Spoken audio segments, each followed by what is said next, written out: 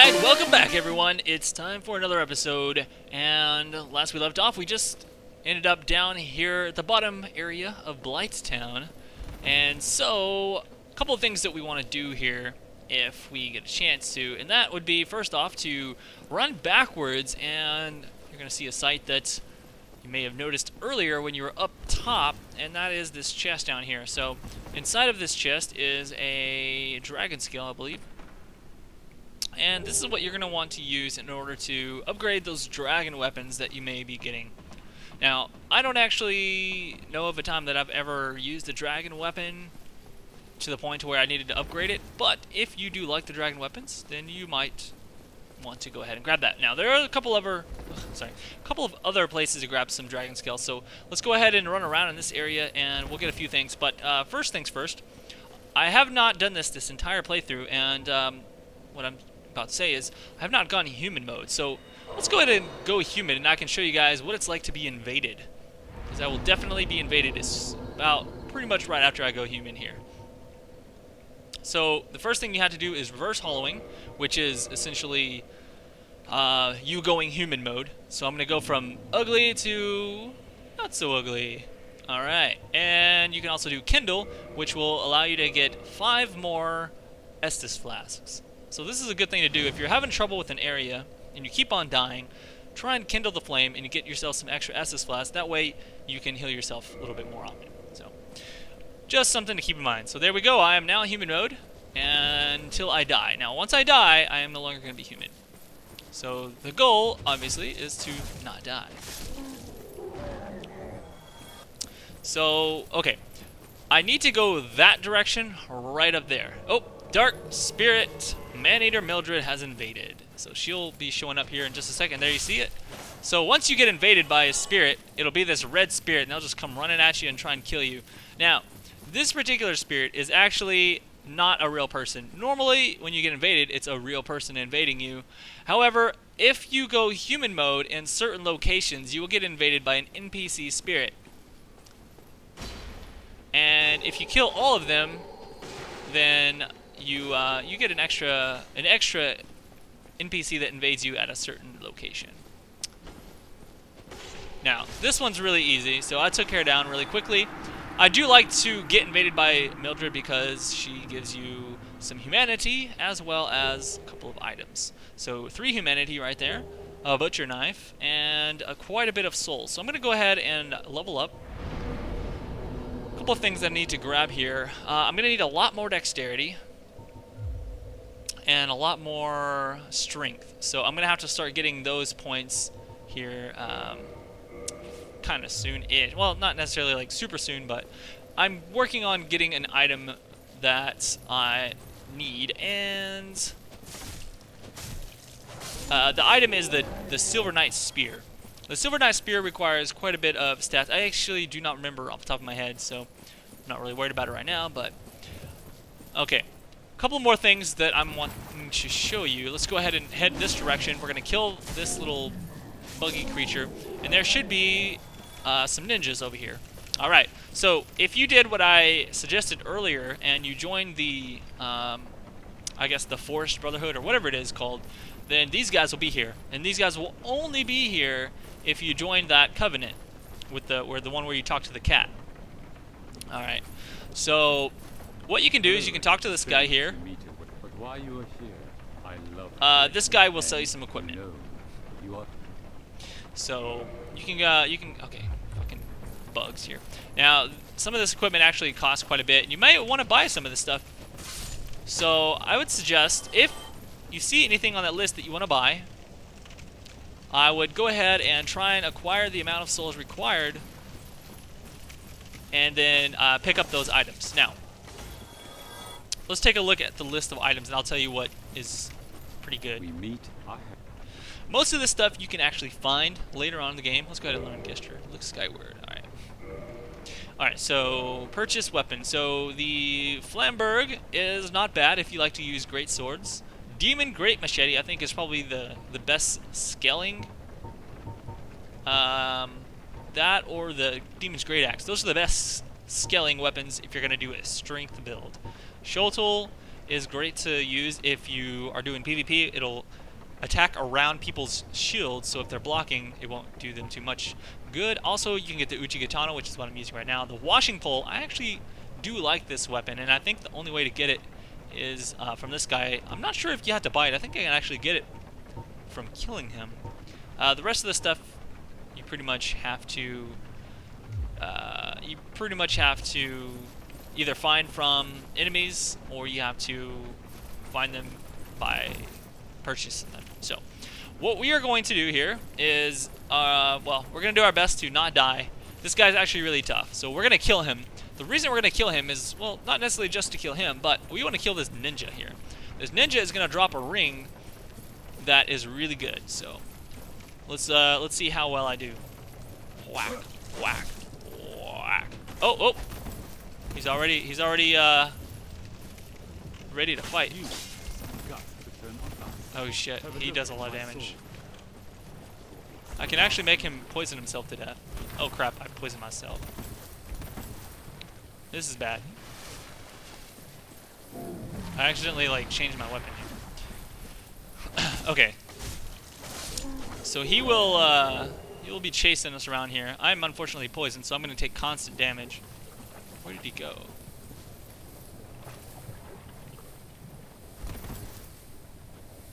Okay, I don't know where he went. Oh, there he is. He's running around like a weirdo. So, essentially, that's one good way to kill him, is make him run into the water and poison himself. And the AI is a little silly on this one. If you're worried about dying to him, he's pretty tough. So, I can actually pull out my shield.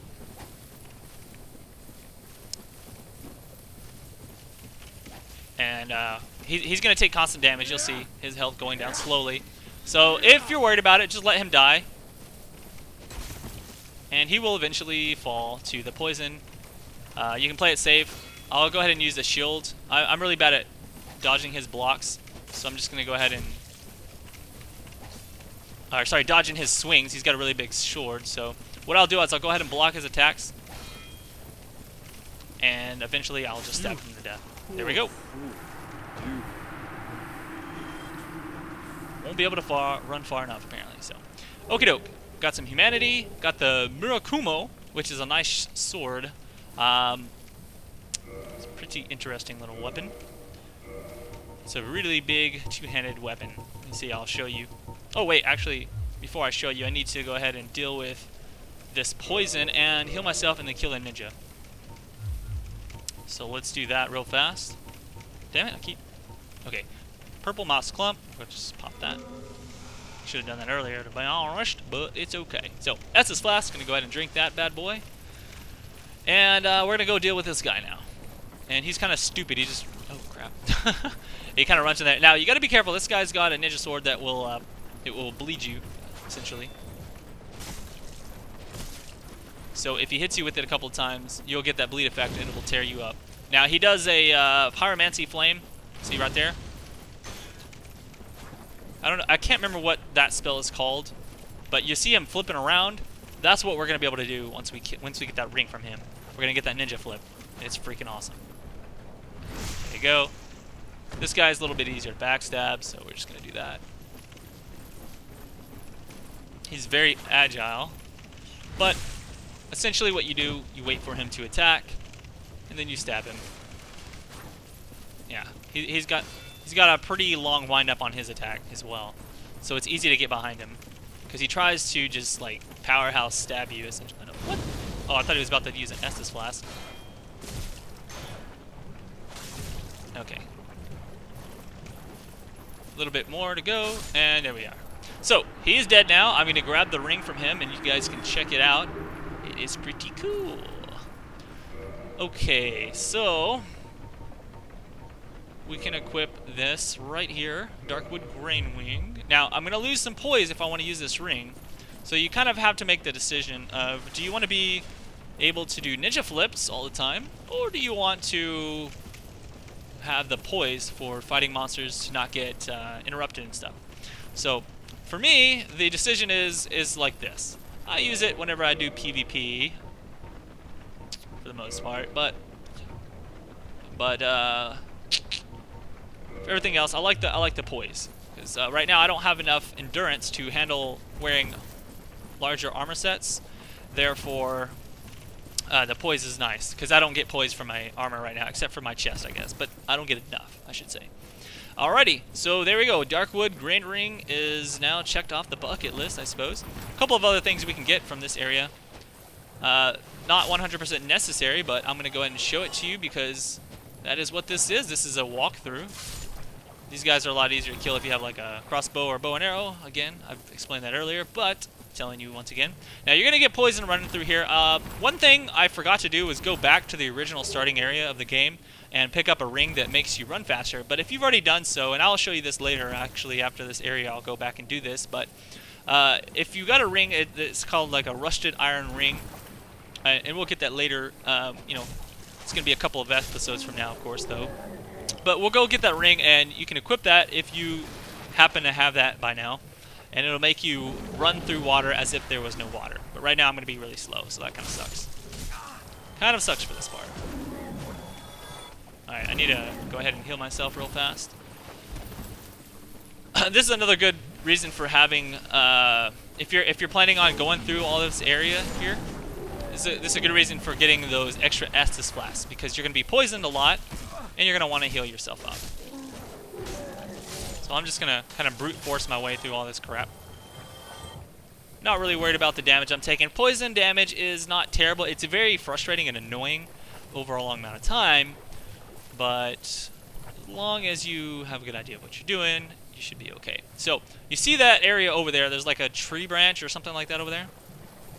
We're going to be heading there, but first I need to make sure I don't miss anything. You need to run along these edges and be careful. These slimes will kick your arse. Pretty hardcore, actually. So we're going to do our best to not run into them continually. I don't know why that message is there. This is not an illusionary wall. I've never seen an illusionary wall here. But this guy is trolling. Okay, I was about to say, I was like, I do not know about a fake wall there. Sometimes there'll be fake walls, but there is a fake wall that I'm going to show you guys in a second. It's definitely not right there, though. Poison mist. Okay, so there we go. There are the. That's a poison mist. It's a pyromancy spell. It's actually not that good. It's a little mist that you can shoot out. It will poison your enemies, such as if they had walked into this water. But it's not that good. There's one that you can get later. It's called toxic mist, which is actually really nice. All right. And of course the garb of the pyromancy. Now I said when I first started the game that you can get the starting clothes of any class by finding it in the game, but currently you basically get the gear just, you know, at different points. So I think I've found most of the stuff. I believe there are a few things that I haven't gotten yet. I don't recall, like, off the top of my head what it is. Alright, so right now there's a bunch of slimes in here, and I actually usually like to farm these slimes because these slimes have a chance at dropping a couple of things. Let's see, I'll just kill this one right here. Gotta be careful, they do a lot of damage if they all jump at you. Alright, so he dropped, let's see, he dropped a large titanite shard. That's what it is. So these guys drop large titanite shards, so I like to farm these guys for those shards. Oh, crap. And I can go ahead and upgrade my gear from farming these slimes. So if you want to do that, if you want to, you know, sit here and farm these slimes for a little bit to upgrade your gear a little bit early, you can go ahead, you can pull that off. Now I'm not so worried about it right now because I'll eventually get enough souls to just buy the shards that I want, and I'll upgrade my gear at that point. And you know, I don't want to sit here and farm these for a while, so I'm just gonna grab the ones from the, you know, from the guys that I kill for now. I'm actually almost out of Estus. Being really slow in this is actually pretty shitty. So, I mean, you're going to have to deal with that if you forgot to get the ring. If you've been following this, like, kind of word for word, essentially, then you're going to have to be all slow here. But this place isn't too hard to come back to. I'll show you the back way to get here. If you have the master key, you can come here really early. Otherwise, we'll kind of go unlock it if you did not get the master key. That sever right there has some kind of life leech effect to it, I believe. Oh man, I can't get over here to grab the item. That's really annoying. Well, whatever. No more Estus Flasks, so I need to make sure that I switch over to Humanity if I need to heal myself.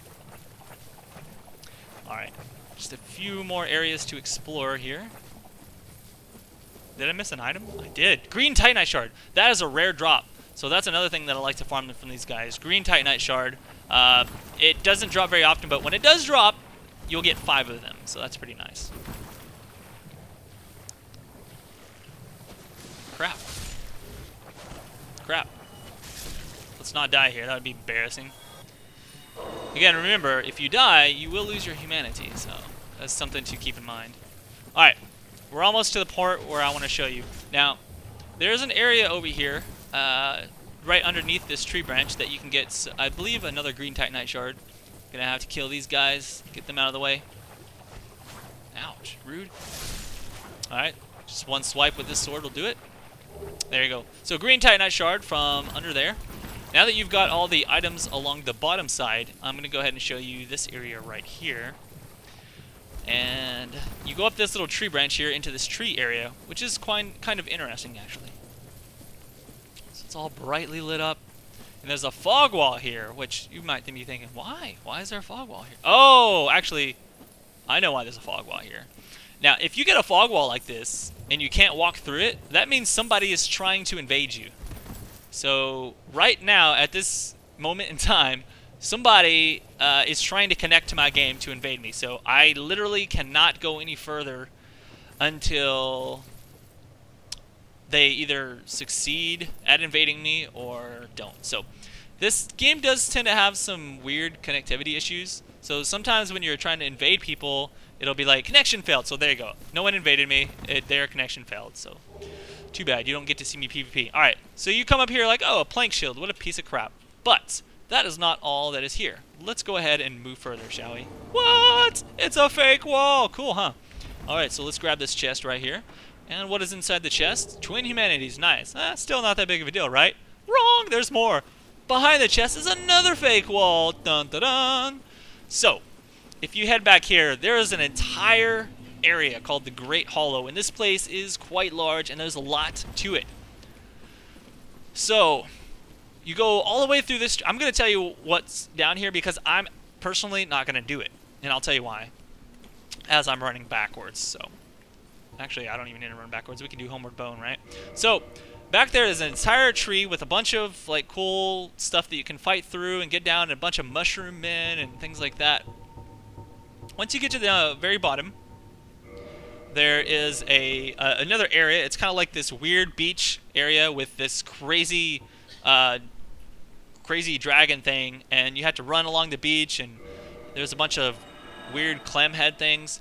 And once you get to the very end, there is a giant white dragon that will not attack you, and you can chop off its tail and get a really nice dragon weapon.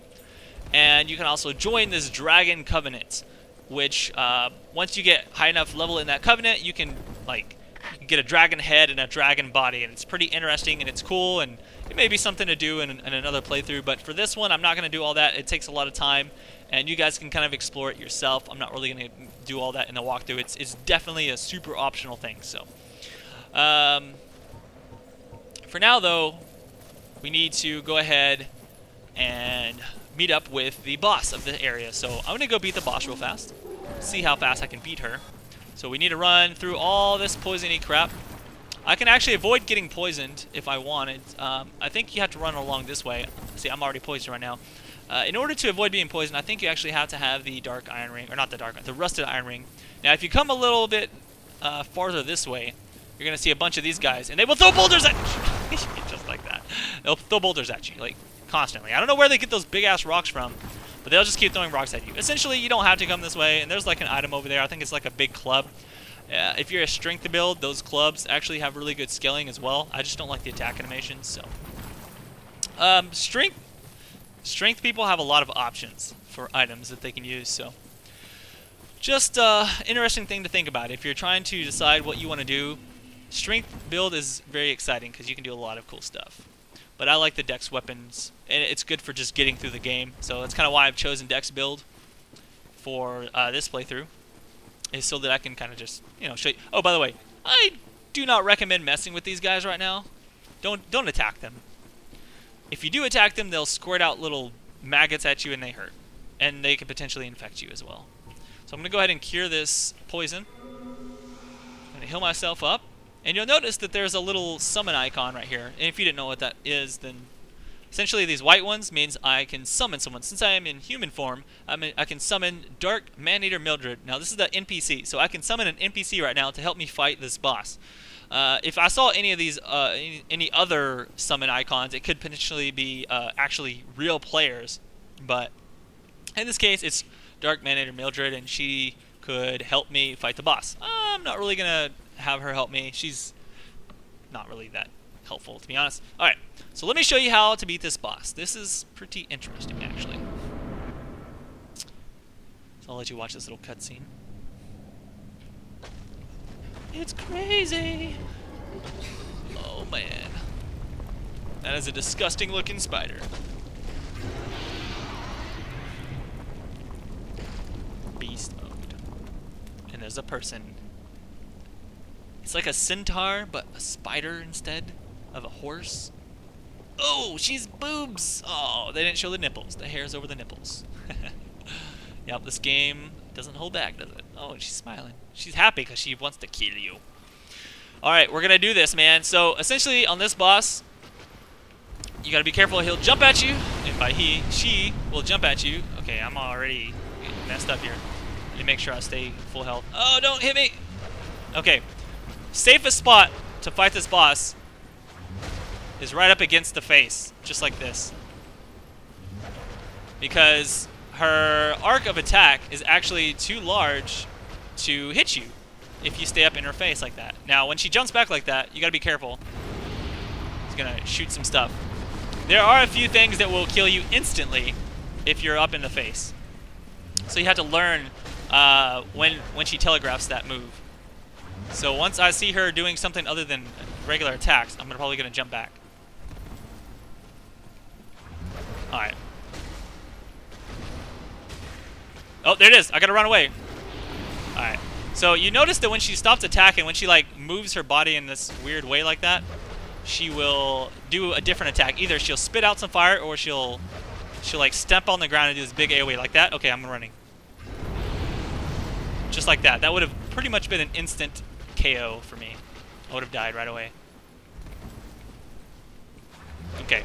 So I just got to keep doing this over and over, and I got to make sure I don't get instant KO. Oh, there it is. See? Right there. That was easy to see. She kind of stopped moving for a second. She looked down, and that's how you know that she's going to do the little instant KO. So I'm just going to keep staying up here in her face, stabbing her in the mouth a few times, trying to chop her up a little bit. She's going to do a puke right here. Blech.